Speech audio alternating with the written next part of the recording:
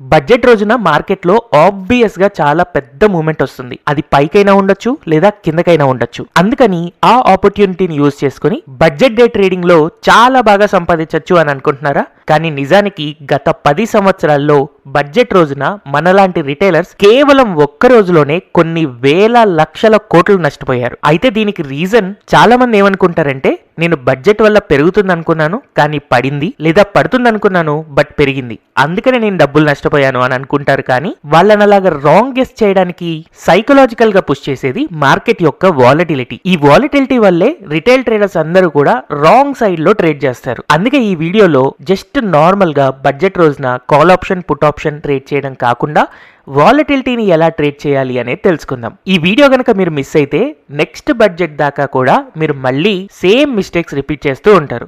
Normal retail traders budget వల్ల market పెరుగుతుందా పడుతుందా అని ఆలోచిస్తూ ఉంటారు. ఈ రెండిట్లో ఏదో ఒకటి మాత్రమే జరగడానికి ఛాన్స్ ఉంటుంది. కానీ ప్రొఫెషనల్ ట్రేడర్స్ వాలటిలిటీ గురించి ఆలోచిస్తారు.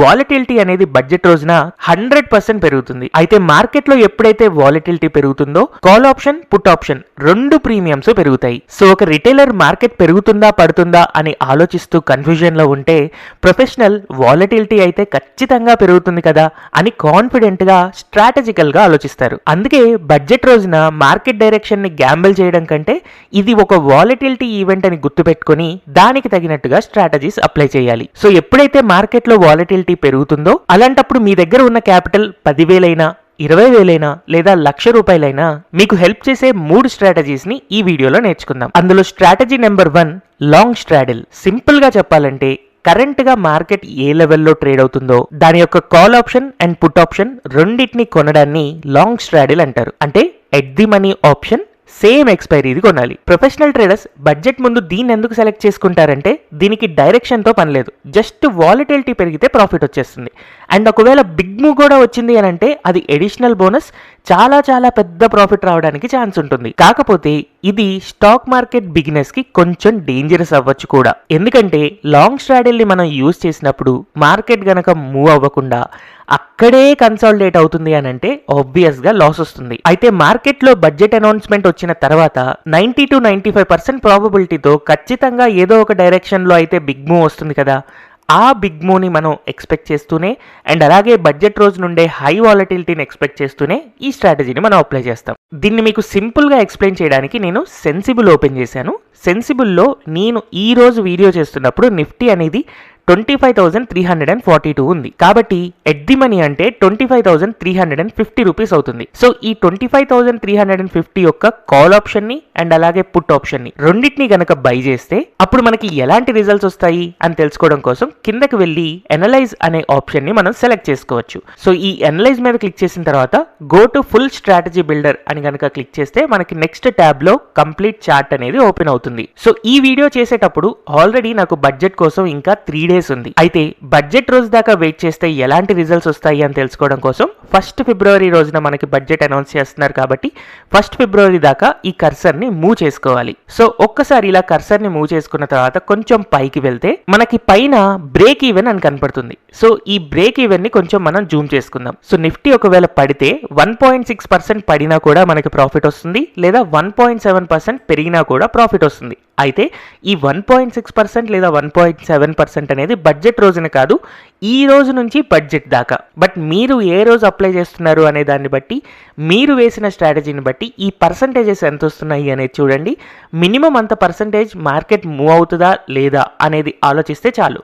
ఈ 1.6% అనేది పైకి మూవ్ అయినా లేకపోతే కిందకు మూవ్ అయినా మీకు ప్రాఫిట్ వస్తుంది. మీరు అనుకున్న డైరెక్షన్ లోనే వెళ్లాల్సిన అవసరం లేదు, జస్ట్ ఏ డైరెక్షన్ లో వెళ్ళినా కూడా మీకు ప్రాఫిట్ వస్తుంది. అయితే ఈ స్ట్రాటజీ మీరు అప్లై చేయాలంటే మీకు కావాల్సిన అమౌంట్ వచ్చేసి 27,313 రూపీస్. ఇది 28th రోజున మార్కెట్ క్లోజ్ అయ్యేసరికి ఉన్న ప్రైజెస్. కానీ మీరు ఎప్పుడైతే ఫ్రైడే దాకా వెళ్తారో ఈ అమౌంట్ అనేది కేవలం 20,000 ఉన్నా కూడా మనం ఈ ఎట్ ది మనీ యొక్క call option and put option కొని లాంగ్ స్ట్రాటజీ అప్లై చేయగలుగుతాం. సో ఈ స్ట్రాటజీలో ప్రెసెంట్ ఇప్పుడు నేను వేసిన దానికైతే మాక్సిమం లాస్, మనం ఎంతైతే డబ్బులు పెట్టామో అది మొత్తం కోల్పోవచ్చు. ఎప్పటిదాకా అంటే ఒకవేళ 3rd February దాకా, ఎక్స్పైరీ నేను 3rd February తీసుకున్నాను కాబట్టి అప్పటిదాకా నేను అలాగే వెయిట్ చేస్తూ మార్కెట్ గనక నేను ఎక్కడైతే కొన్నానో అక్కడే ఉంటే అప్పుడు నాకు మొత్తం డబ్బులు నష్టపోవడానికి ఛాన్స్ ఉంటుంది. కానీ ఒకవేళ అలా కాకుండా మార్కెట్ ఏదైనా ఒక డైరెక్షన్లో ఫాస్ట్గా మూవ్ అయి వెళ్ళిపోతే, అంటే ఫర్ ఎగ్జాంపుల్ ఒక 4% పెరిగింది అనుకోండి, 4% పెరిగితే నాకు ఇక్కడ 38,000 రూపీస్ ప్రాఫిట్ కనపడుతుంది. అదే ఒకవేళ 4% పడినా కూడా 39,000 రూపీస్ ప్రాఫిట్ కనపడుతుంది. కానీ ఇది చెప్పడం ఒక రకంగా అత్యాశ అవుతుంది, ఎందుకంటే 4% మూవ్మెంట్ అనేది ప్రాక్టికల్గా రాకపోవచ్చు. కానీ యాక్చువల్గా నాకున్న ఎక్స్పీరియన్స్ ప్రకారం మార్కెట్లో యూజువల్గా ఇలాంటి బడ్జెట్ డేస్ అప్పుడు 2 to 3% మాత్రమే మూవ్మెంట్ వస్తుంది. సో ఒకవేళ 2% మూవ్మెంట్ గనక వస్తే అలాంటప్పుడు దాదాపు 10,000 నుంచి 3% మూవ్మెంట్ వస్తే దాదాపు 22,000 దాకా రావడం కనపడుతుంది. సో 10,000 to 20,000 వరకు ప్రాఫిట్ ని మనం ఎక్స్పెక్ట్ చేయొచ్చు. అలాగే సిమిలర్ గా ఒకవేళ 2% నుంచి 3% పెరిగినా కూడా దాదాపు 7,000 నుంచి 22,000 దాకా ప్రాఫిట్ రావడం అనేది కనబడుతుంది. సో సింపుల్ గా ఈ స్ట్రాటజీని అప్లై చేసి మార్కెట్ 2 to 3% పైకి పెరిగినా లేకపోతే కిందకి పడినా మనకు ఒక 10,000 నుంచి 20,000 రావడానికి ప్రాబబిలిటీ ఉంటుంది. ఒకవేళ అదే ప్రైస్ లో గనక ఉంటే దాదాపు 10,000 నష్టపోవచ్చు. సో ఇప్పుడు మనం ఏం చేస్తున్నాం, మార్కెట్ డైరెక్షన్ మూవ్ అవుతుంది అని అనుకుంటున్నాం, అది ఎటువైపు మూవ్ అవుతుందో మనకు తెలియదు, బట్ మూవ్ అయితే మనకి ప్రాఫిట్ వస్తుంది, మూవ్ కాకుండా అక్కడే ఉంది అని అంటే మనకి లాస్ వస్తుంది. సో ఇప్పుడు ఈ పూర్తి స్ట్రాటజీలో మీకు ఈ స్ట్రాటజీ యొక్క ప్లస్ తెలుసు, మైనస్ తెలుసు, దీన్ని బట్టి మీరు రైట్ డెసిషన్ తీసుకోవాల్సి ఉంటుంది. అయితే మార్కెట్లో చాలా మంది చిన్న ట్రేడర్స్ ఇలా 25,000 30,000 తో కూడా నేను ట్రేడ్ చేయలేను అనే వాళ్ళు ఉంటారు. ఇలాంటి వాళ్ళ కోసం జస్ట్ ఒక 10,000 ఉన్నా కూడా ట్రేడ్ చేయాలి అని అనుకుంటే మనం స్ట్రాటజీ నెంబర్ 2 ని యూజ్ చేయొచ్చు. సో సెకండ్ స్ట్రాటజీలో లాంగ్ స్ట్రాంగిల్ ని యూజ్ చేస్తాం. ప్రీవియస్ స్ట్రాటజీలో సింపుల్ గా ఎట్ ది మనీ యొక్క call option and put option కొన్నాం కదా, ఇక్కడ కొంచెం దూరం వెళ్ళి అవుట్ ఆఫ్ ది మనీ యొక్క call option and put option ని కొంటాం. దీనివల్ల మీకు కావాల్సిన అమౌంట్ అనేది తక్కువ అవుతుంది, రిస్క్ కూడా తగ్గుతుంది. యూజువల్ గా ప్రొఫెషనల్ ట్రేడర్స్ క్యాపిటల్ ఎఫిషియెంట్ గా ఉండి వాలటిలిటీ స్పైక్ ని క్యాచ్ చేయాలి, మంచి ప్రాఫిట్స్ తీసుకోవాలి అని అనుకున్నప్పుడు ఈ లాంగ్ స్ట్రాంగిల్ ని కూడా అప్లై చేస్తూనే ఉంటారు. అయితే ప్రతి స్ట్రాటజీ ముందు నేను ఆ స్ట్రాటజీలో ఉండే నెగిటివ్ కూడా చెప్తున్నాను. స్ట్రాడిల్లో ఎలా అయితే మనకి చిన్న మూమెంట్ వస్తే లాస్ అవుతామో, ఈ లాంగ్ స్ట్రాంగిల్ లో కూడా మనకి ఎలాంటి మూమెంట్ రాకుండా చాలా చిన్న మూమెంట్ వస్తే మనకి అక్కడ లాస్ అనేది వస్తుంది. కేవలం పెద్ద మూమెంట్ వచ్చినప్పుడు మాత్రమే మనకు ఒక జాక్పాట్ లాగా మంచి ప్రాఫిట్ వస్తుంది. అందుకనే ముందు మనకి మార్కెట్లో ఎంత మూవ్ రావచ్చు అనేది ఎక్స్పెక్ట్ చేసుకోవాలి, బ్రేక్ ఈవెన్ ని క్యాలిక్యులేట్ చేసుకోవాలి. సో బ్యాక్ అగైన్ నేను నిఫ్టీ యొక్క చార్ట్కి వచ్చాను. అయితే మీరు కేవలం నిఫ్టీలోనే ట్రేడ్ చేయాలని లేదు, బ్యాంక్ నిఫ్టీ, సెన్సెక్స్ లేదా ఏదైనా నిఫ్టీ 50లో ఉన్న స్టాక్స్ వీటికి కూడా మీరు లాంగ్ స్ట్రాడిల్ కానీ లాంగ్ స్ట్రాంగిల్ కానీ లేదా నేను చెప్పబోయే స్ట్రాటజీ 3ని కానీ అప్లై చేయొచ్చు. మీ ఓన్ గా మీరు చేసుకుంటారు అని చెప్పే నేను ఇక్కడ కంప్లీట్ ప్రాసెస్ చూపిస్తున్నాను. సో ఇప్పుడు లాంగ్ స్ట్రాంగిల్ కనుక మనం అప్లై చేయాలంటే నిఫ్టీ వచ్చేసి 25,350 రూపీస్ ఉంది. కాబట్టి నేను ఒక 1% అంటే 250 రూపీస్ కింద అండ్ 250 రూపీస్ పైన కాల్ ఆప్షన్ ని పుట్ ఆప్షన్ ని బై చేయాలనుకుంటున్నాను. సో ఫస్ట్ ఆఫ్ ఆల్ 25,350కి 250 రూపీస్ యాడ్ చేస్తే 25,600 కాల్ ఆప్షన్ ని నేను ఇక్కడ బై చేయాలనుకుంటున్నాను. అండ్ అలాగే ఒక 250 రూపీస్ మైనస్ చేస్తే 25,100 యొక్క పుట్ ఆప్షన్ ని బై చేయాలనుకుంటున్నాను. ఇక్కడ నేను ఇప్పుడు అనలైజ్ మీద కనుక క్లిక్ చేసి ఫుల్ స్ట్రాటజీ బిల్డర్ మీద క్లిక్ చేస్తే 28th రోజున రిక్వైర్డ్ క్యాపిటల్ అనేది 14,000 ఉంది. కానీ మీరు ఒకవేళ 30th కనుక దీన్ని అప్లై చేస్తుంటే జస్ట్ ఒక 10,000 రూపీస్ వరకు మాత్రమే ఉంటుంది. ఇక్కడ చూడండి, ఒకవేళ బ్రేక్ ఈవెన్ మీకు కావాలి అని అంటే 1.8 కానీ 1.9% కానీ మూమెంట్ రావాలి, అంటే దాదాపుగా 2% మూమెంట్ వస్తే మీకు ప్రాఫిట్ వస్తుంది. సో దీన్ని కనుక నేను 1st ఫిబ్రవరికి సెట్ చేసుకుంటే, ఫర్ ఎగ్జాంపుల్ నాకు ఇక్కడ నుంచి మార్కెట్ ఒకవేళ 3% కనుక పెరిగితే దాదాపు 19,000 ప్రాఫిట్ వస్తుంది. అదే 3% పడితే అగైన్ 19,000 ప్రాఫిట్ వస్తుంది. సో మార్కెట్లో ఖచ్చితంగా బిగ్ మూవ్ వస్తుంది అని అనుకుంటే కేవలం ఒక 10 to 15,000 క్యాపిటల్ తోనే మనం ఇంకొక 10 to 15,000 ఎర్న్ చేయాలి అని అనుకున్నప్పుడు ఈ లాంగ్ స్ట్రాంగిల్ అనేది హెల్ప్ఫుల్ గా ఉంటుంది. కాకపోతే ఎప్పుడు ప్లస్సే కాదు, మైనస్ కూడా చూసుకోవాలి.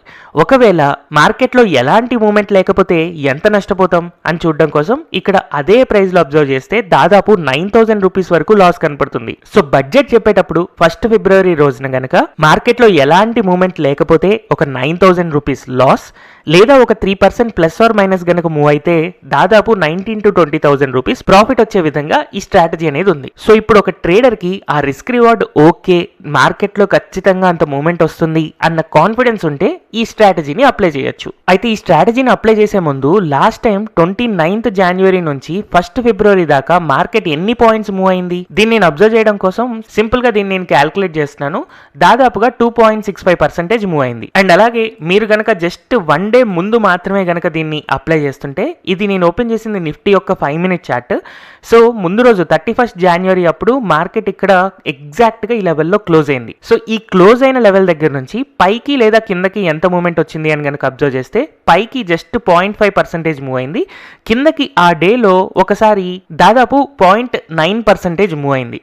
సో 0.45 పైకి అండ్ అలాగే 0.9 కిందకి నిఫ్టీ రోజున వాలటిలిటీని మనం ఎక్స్పెక్ట్ చేస్తాం. సో దీన్ని బట్టి నాకేం అర్థం అవుతుందంటే, నిఫ్టీ రోజున కాసేపు ఏదో ఒక డైరెక్షన్ లో ఒక 1% మూవ్మెంట్ అయితే కనపడుతుంది. సో మనం స్ట్రాటజీ అప్లై చేసేటప్పుడు 1% మూవ్మెంట్ రాగానే మనం ఎగ్జిట్ అవ్వాలి. అండ్ అలాగే ఆ 1% మూవ్మెంట్ కి నిజంగా ప్రాఫిట్ వస్తుందా లేదా అని చెప్పి ఒకసారి అనలైజ్ చేసినప్పుడు చూసుకోవాలి. సో ఆ 1% మూవ్మెంట్ కి మనకి ప్రాఫిట్ వస్తుంది అని అనుకుంటేనే అలాంటప్పుడు మాత్రమే ఈ స్ట్రాటజీని అప్లై చేసుకోవాలి. అయితే ఇప్పుడు ఈ వీడియోలో మీకు 1% మూవ్మెంట్ కి ప్రాఫిట్ వచ్చినట్టు కనిపించట్లేదు, కానీ మీరు ఎప్పుడైతే 30th January రోజున ఈ స్ట్రాటజీని అప్లై చేస్తారో అప్పుడు మీ అమౌంట్ మారుతుంది, మీ ప్రీమియమ్స్ మారుతాయి. కాబట్టి మీకు మేబీ ఆ 1% మూవ్మెంట్ కి ప్రాఫిట్ రావడానికి ఛాన్సెస్ ఉంటాయి. అది మీరు మార్కెట్ అవర్స్ లో చెక్ చేసుకుని దానికి తగినట్టుగా డెసిషన్ తీసుకోవచ్చు. అయితే ఇప్పుడు మనం ఫైనల్ గా థర్డ్ స్ట్రాటజీకి వెళ్దాం. అయితే థర్డ్ స్ట్రాటజీకి వెళ్ళడానికంటే ముందు మనం ఇక్కడ ఒక విషయం చూడాలి. Last year Nifty 31st January రోజున మార్కెట్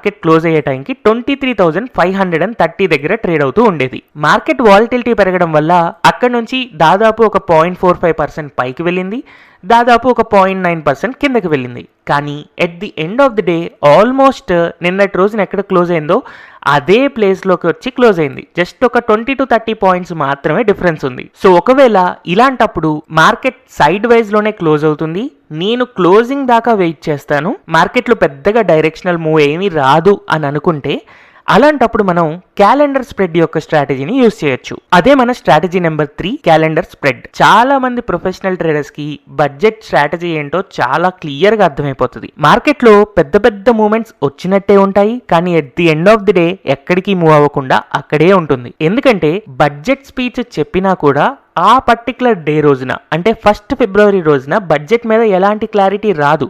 ఆ బడ్జెట్కి సంబంధించిన పూర్తి డాక్యుమెంట్ బయటకు వచ్చి దాన్ని అంతా అనలైజ్ చేయడానికి 1 day టైం పడుతుంది.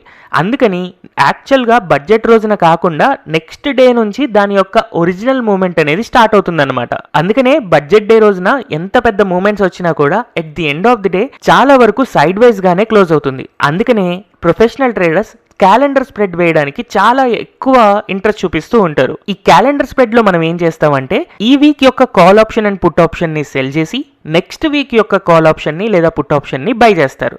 యూజువల్ గా ఇది సేమ్ స్ట్రైక్ ప్రైస్ దగ్గర చేస్తూ ఉంటారు. సో అసలు ఈ క్యాలెండర్ స్ప్రెడ్ ఎందుకు చేస్తారో తెలుసా? ఒక్కసారి బడ్జెట్ అనౌన్స్మెంట్ అయిపోయిన తర్వాత మధ్యాహ్నం 2 నుంచి 3:30 దాకా ఆప్షన్ ప్రీమియమ్స్ చాలా ఫాస్ట్గా పడిపోతూ ఉంటాయి.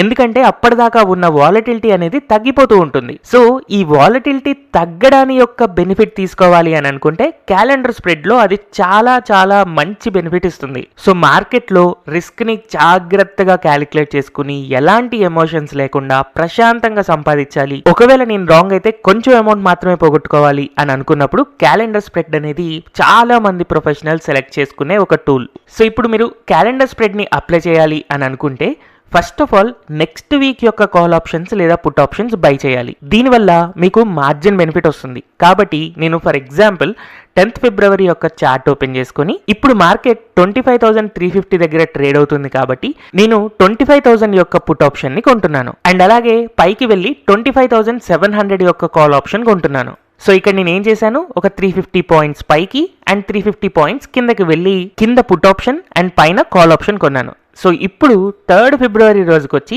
సేమ్ ఆప్షన్ సెల్ చేయాలి. సో ఇక్కడ 25,000 పుట్ ఆప్షన్ ని సెల్ చేద్దాం అండ్ అలాగే 25,700 యొక్క కాల్ ఆప్షన్ ని సెల్ చేద్దాం.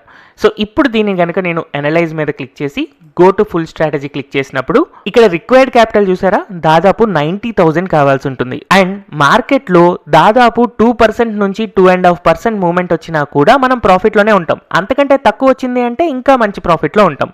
సో ఓవరాల్ గా ఈ స్ట్రాటజీలో మాక్సిమం 8,000 ప్రాఫిట్, మాక్సిమం 8,000 లాస్. కానీ మీరు స్ట్రాటజీ అప్లై చేసే రోజున ఇలా ఉండకపోవచ్చు. ఒక 6,000 ప్రాఫిట్ 6,000 లాస్, లేదా 5,000 ప్రాఫిట్ 5,000 లాస్ ఇలా ఉండొచ్చు. కాకపోతే మీకు ప్రాబబిలిటీ ఆఫ్ ప్రాఫిట్ చూడండి 76% ఉంది. ప్రాఫిట్ రావడానికి చాలా ఎక్కువ ఛాన్స్ ఉంది. ఇందాక మీరు లాంగ్ స్ట్రాంగిల్ కానీ స్ట్రాడిల్ కానీ చూసినప్పుడు ప్రాబబిలిటీ ఆఫ్ ప్రాఫిట్ అనేది 40% 50% మాత్రమే ఉంటుంది, కానీ ఇందులో ప్రాఫిట్ రావడానికి చాలా ఎక్కువ ఛాన్స్ కనపడుతుంది. అయితే ఈ స్ట్రాటజీని మీరు అప్లై చేసేటప్పుడు ఒకటి గుర్తుపెట్టుకోవాల్సింది ఏంటి అంటే, ఎప్పుడైతే బడ్జెట్ అనౌన్స్ చేస్తారో ఇమ్మీడియట్ గా ఒక డైరెక్షనల్లో మూవ్ వస్తుంది. ఆ మూవ్ వచ్చినప్పుడు మీకు టెంపరీగా లాస్ కనిపించవచ్చు.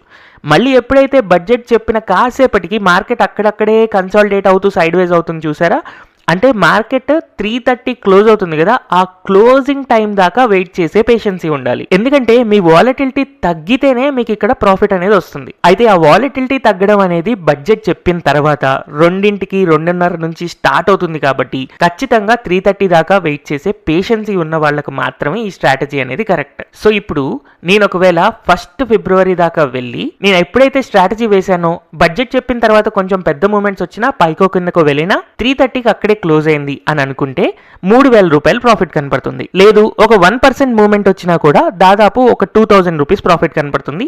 అండ్ అలాగే 1% పెరిగినా కూడా దాదాపు ఒక 2,000 రూపీస్ ప్రాఫిట్ కనపడుతుంది. సో ఇక్కడ ఒక లాట్ కి కేవలం 2 to 3% మాత్రమే ప్రాఫిట్ కనపడుతుంది. కాకపోతే ప్రొఫెషనల్ ట్రేడర్స్ కి ఈ స్ట్రాటజీ చాలా బాగా నచ్చుతుంది. ఎందుకంటే ప్రాఫిట్ రావడానికి ఎక్కువ ఛాన్స్ ఉంటుంది కాబట్టి. స్టాక్ మార్కెట్ బిగినర్స్ కి లాంగ్ స్ట్రాడిల్ లాంగ్ స్ట్రాంగిల్ నచ్చుతాయి. ఎందుకంటే అందులో చాలా పెద్ద ప్రాఫిట్ రావడానికి ఛాన్స్ ఉంటుంది. మార్కెట్ ఒకవేళ ఒక 4% 5% కనుక మూవ్ అయితే 40,000 50,000 రూపీస్ వస్తాయి. ఎప్పుడు కూడా మార్కెట్ లో ఉన్న పెద్ద పెద్ద ప్రాఫిట్లు చిన్న చిన్న ట్రేడర్స్ ని అట్రాక్ట్ చేస్తూ ఉంటాయి. కానీ ప్రొఫెషనల్స్ ఎప్పుడు క్యాలిక్యులేటెడ్ ఉంటారు.